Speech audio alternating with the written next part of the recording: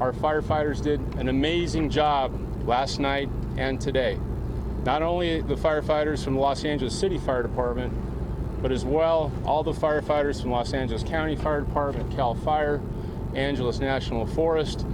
I saw burns that came up to the backyard of hundreds, if not thousands, of homes. That took a lot of effort. And to not have any serious firefighter injuries is amazing. The second takeaway was that we still have active fire in the wildland. We still have active fire in the wildland. The wind, as you can feel, is still strong. So the fire in the wildland is primarily driven by the wind as well as by topography. In the flatlands is primarily the wind. And impression number 3 was that an ember, it only takes one ember, can start another fire. And as I stated this morning, embers at this fire have traveled downwind over a mile.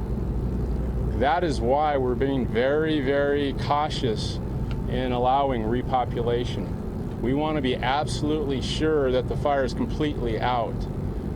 So you should be very proud of all the firefighters on scene and police officers on scene today. In terms of structures destroyed, the mayor stated 25, and I just got a correction as we walked up here. The total is 31 structures. 13 structures have a 100% loss, 3 have a 50% loss, 4 have a 25% loss, and 11 have a 10% loss. We put out teams of inspectors to do property damage. They spent all day doing that. That's how we were able to get the numbers for you today at 5 o'clock. In terms of cause, we are aware of a story out there in the media of a witness seeing fire fall from a transmission tower.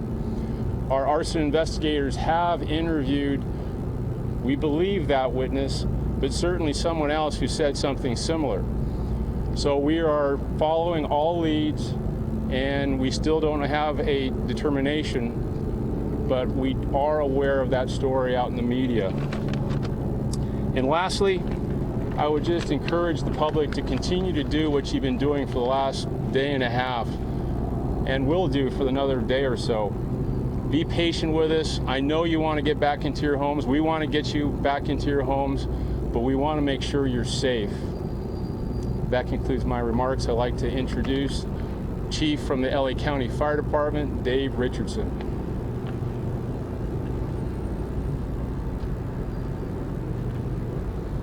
Thank you, Chief, and good evening. David Richardson, Chief Deputy Emergency Operations for the County of Los Angeles.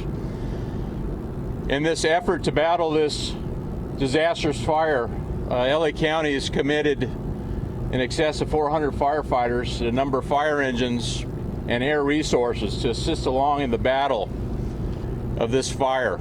As Chief Terrasas mentioned, and the Mayor mentioned, as far as percentages of containment, there's still quite a bit of work and effort that continues to get a line around this fire.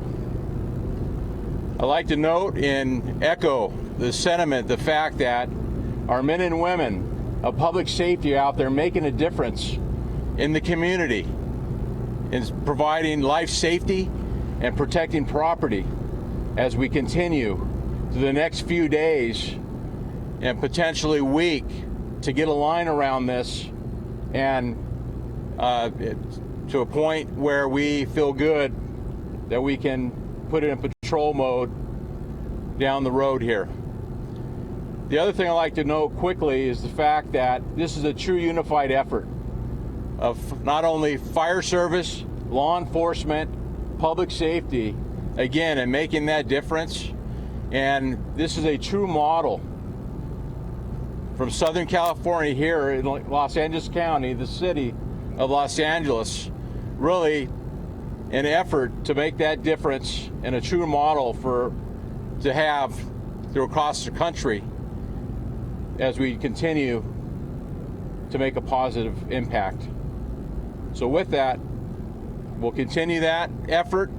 A lot of good work will continue through the evening with the wind continues to blow. and we're hopeful we'll continue to increase the containment lines. With that, I'd like to call up Los Angeles Police Department Chief Moore. Thank you. Chief Richmond, thank you very much. And as a matter of an update, I'm prepared to provide a status report as to where the department is now, what our missions are, and what we see going on over the next 12-hour period. First, as has been said, we're in a unified command in support of this fire and achieving its extinguishing, as well as protecting the lives of everyone in which it's impacted. Secondly, the impact of this fire requiring the personnel resources that have been assigned has resulted in the department being on a citywide tactical alert. We have sufficient resources around the entire city. However, we have embarked on a tactical alert in order to control and save those resources for our most critical instances. So with that, the consequences that citizens and community members in other parts of the city may see a degradation on low-level calls for service. We ask for your patience. We have nearly 400 personnel here today, and we'll have over 450 personnel here overnight. And so this is a balancing act of all the competing needs for public safety here in Los Angeles. Our responsibilities here include, as has been said, the evacuation of neighborhoods, as well as securing those closed areas and providing for traffic control and allowing and ensuring that the fire and other resources can get in and out of these areas. The closed areas as they are today, as of this moment, we've made an adjustment given in consultation with the fire department, and we are opening all closed areas south of the 118 freeway. So communities that were previously closed south of the 118 freeway, west of DeSoto Avenue, are now allowed back into those areas. What we ask for everyone who goes back into their residences, back in their homes and communities, if they see something that is questionable or uncertain, or they see something that brings concern to them, call the police department. We will respond and we'll accompany you back into your residence to ensure that you're safe and that you're able to repopulate this community quickly and effectively. Secondly, recognizing that the remaining closed areas, it's projected at a minimum, will remain closed overnight and into tomorrow.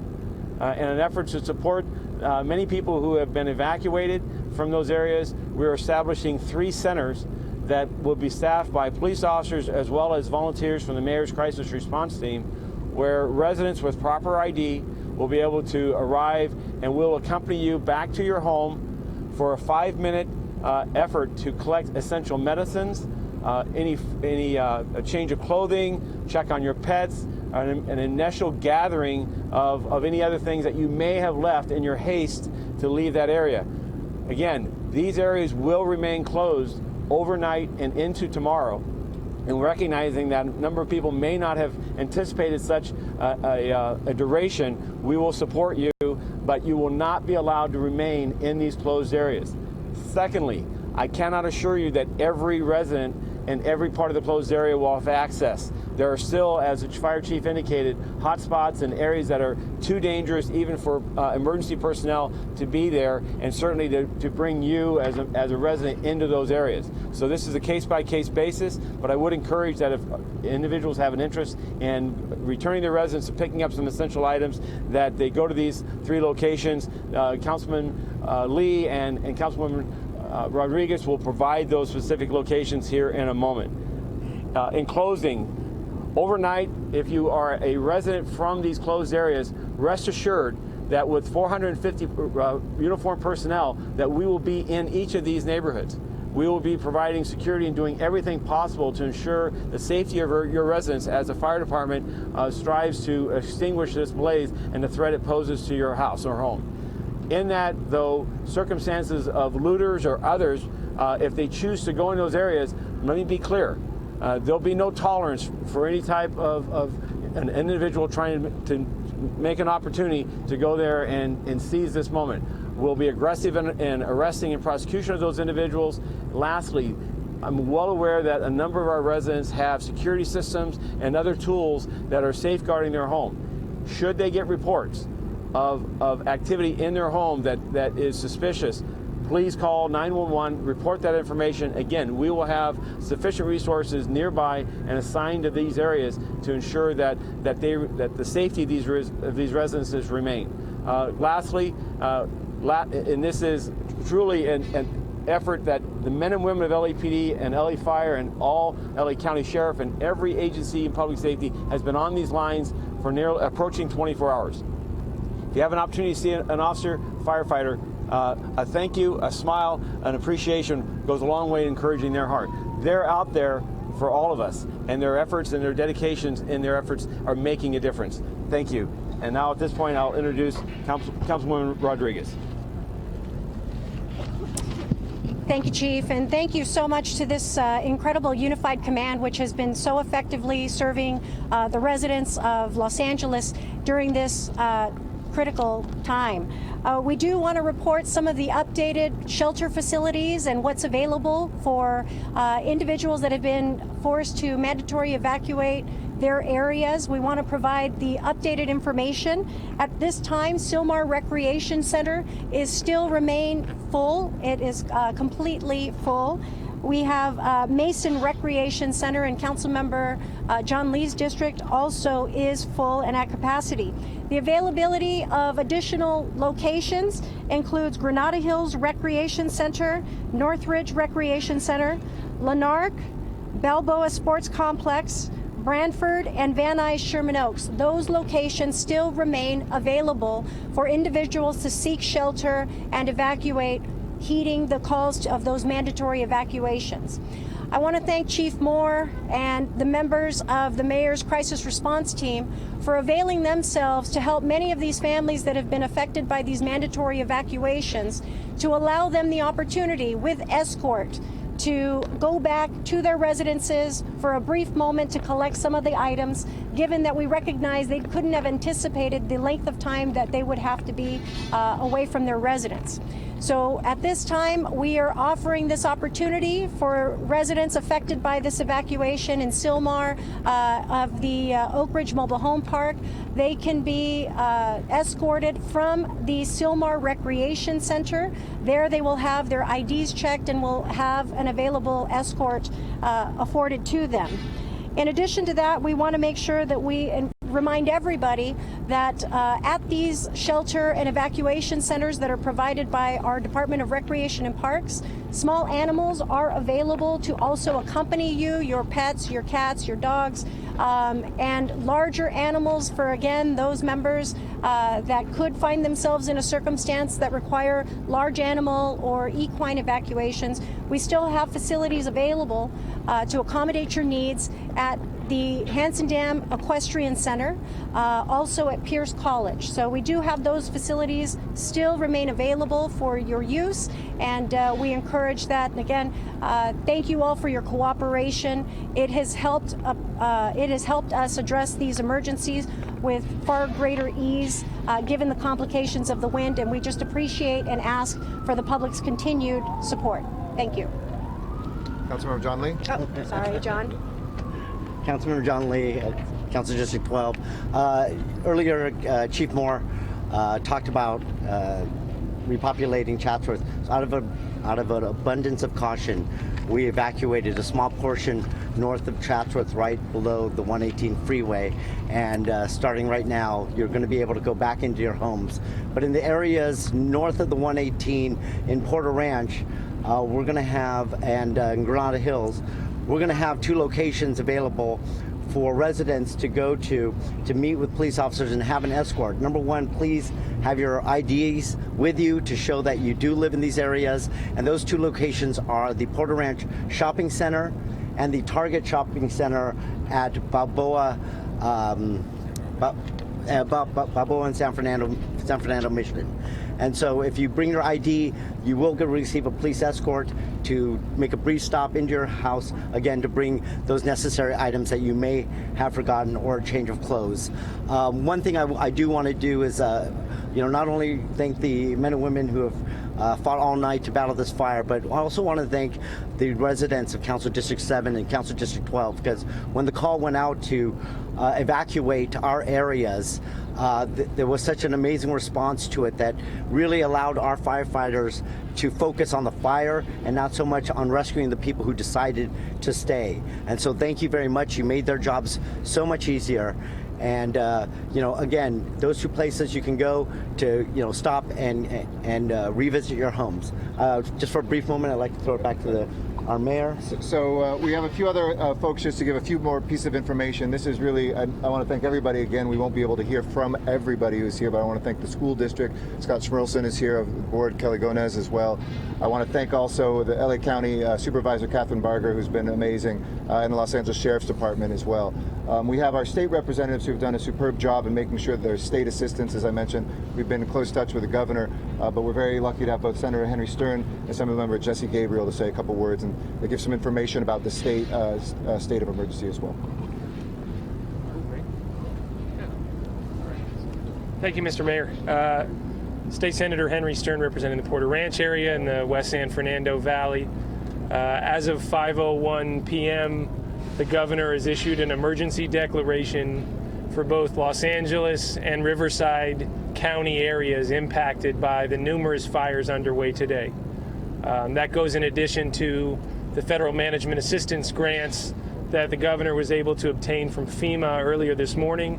So we just want to all the brave first responders and all of our tireless public servants down here at city and county levels to know that the state has got your back, and that fires don't respect politics. So we got to be above that. In this moment, I think we're showing that. So thank you to the governor for stepping up unhesitatingly, and we'll be there when you need us. Good evening, everybody. Jesse Gabriel, represent the West San Fernando Valley, and the state legislature was up in Sacramento this morning with our governor, Gavin Newsom. I can assure you he is following the situation very, very closely, getting regular updates and briefings from the Office of Emergency Services, and I just want to thank the governor for his support. As the senator mentioned, he has issued a declaration of emergency that has been received by the County of Los Angeles, and he has been in contact with the White House, talking to folks in Washington, D.C., and we are working hard at the state level to ensure that there are state and federal resources to support the incredible work of the folks down here on the ground, the incredible first responders from the city and the county who have been doing great work, in addition to CAL FIRE and the CHP. So just wanted to extend our thanks to the firefighters, the police officers, everyone in uniform, assure you that the state of California is here to support those efforts, and again, thank our Governor Gavin Newsom for his work. And it's now my pleasure to introduce, to our Congressman, Brad Sherman, who's also been doing great work. Hello, I'm Brad Sherman, and for 23 years I've represented the West San Fernando Valley in Congress. October has not been a good month over the years for the Northwest San Fernando Valley. 11 years ago in October, we had the Cessnon fire in much of the same area. 4 years ago, we had the Aliso Canyon natural gas blowout, and now we have the Saddleridge Fire. I want to thank FEMA for authorizing federal fire management grants to pay 75%, we expect, of the costs of putting out this fire. And our neighborhood was evacuated a little after midnight last night. So to my fellow evacuees, first we want to say thank you to the firefighters who are saving our homes and protecting lives. And then one practical bit of information, that is, save your receipts for food and for lodging if you've been required to evacuate. Many homeowners' insurance policies will cover it. And I know that my colleagues, Tony Cardenas and Katie Hill, and I will be seeking a declaration of a federal disaster area so the federal government will provide aid to the victims of this fire. Thank you. Thank you very much, Congressman. Thank you for that great leadership at the federal level. Finally, for information, I know a lot of people want to get home. There's a lot of question about what freeways will be open, not. I want to thank the California Highway Patrol, who's been doing great work. Captain Dennis Ford is here to update you on the openings on the 5 southbound and some projections, hopefully, for what we can do. But a lot of this will follow the fire. He'll be a final speaker. I'll say a couple words in Spanish, and then we'll open up for questions. Captain? Captain Dennis Ford with the California Highway Patrol, and hopefully some welcome information for some people trying to get home. With the full approval of the command staff for the Saddleback Fire, California Highway Patrol and Caltrans are going to be lifting all closures on Interstate 5. We're also going to be lifting all closures on Interstate 405. The only remaining closure that is going to remain in effect is going to be on the 210 freeway between I-5 and the 118.